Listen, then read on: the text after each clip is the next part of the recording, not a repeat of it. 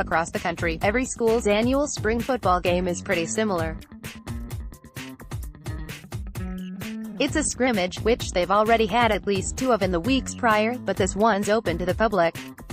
No coach wants to give away much in the way of scheme or personnel. It's really just a fan hype event to move ticket sales for the upcoming season. And yet, everyone, self-included, will try to glean some takeaways from the thing. Well, we're here to tell you not to do that when the Syracuse Orange take the field at the Dome on Saturday. Or at least, don't necessarily worry about the traditional numbers you try to attach to success. Stats won't matter in this game, but some subtle execution elements will. We've already told you the offensive and defensive players to keep an eye on. Now, here's our list of items that will actually give you the satisfaction of formal takeaways when you exit the game. 1.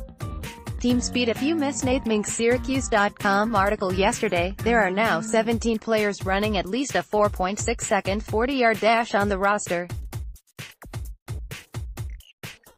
That's pretty impressive, and something you'll be able to see in action on Saturday on both sides of the ball. Carl Jones got a lot of attention in that piece, and while he may not start at corner, he could carve out a nice niche as a special teams gunner. In any case, you'll see a bit of how speedier guys like him can be difference makers in various aspects of the game, even in a scrimmage like this.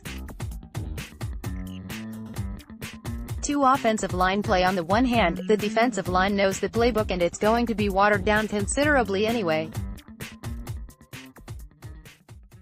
On the other, because there's no quarterback contact, it's debatable how much of a blitz there will really be, and obviously we don't want any freak injuries to running backs, either.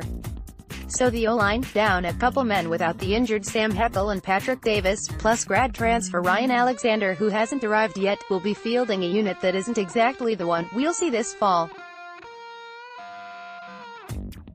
Still, there are just simple opportunities to see blocking technique and strength in the trenches, and look at how the group can block for the run game without Chris Elmore, who underwent surgery this week.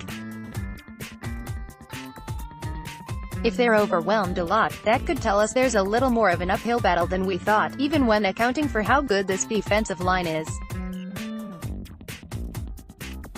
3. Quarterback arm strength, accuracy. Saturday's passing game will be made of simple routes, but we're still likely to see the team air it out a bit more with Tommy DeVito under center than we did with Eric Dungy. DeVito was around a 50% passer last season and many of his completions were of the deeper variety.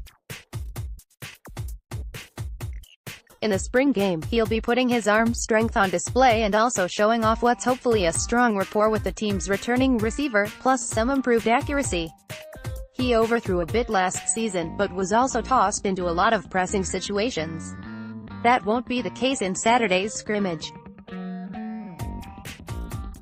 4. Linebacker reads. Early last season, we saw what happens when the linebacker position has a learning curve, but later in the year, Ryan Guthrie and Keelan Widner both played at impressive levels and were key parts of the Orange's defensive resurgence. Syracuse replaces both players this year and doesn't have a ton of experience to step in.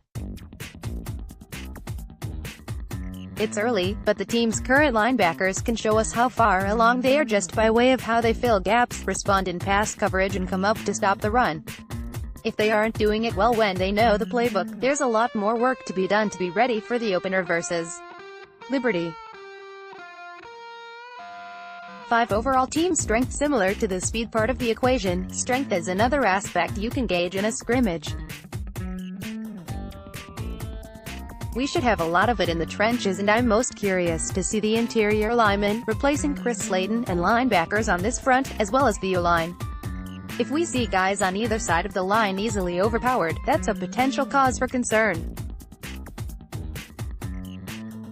But it also could be a good sign that we're once again making progress inside and becoming more competitive in that critical area of the field. Same goes for the linebackers, if they can fight off blockers and make some tackles in open space. What are you watching out for at the game? And since it seems we're not streaming it again, enjoy Saturday for the rest of us, if you happen to be attending.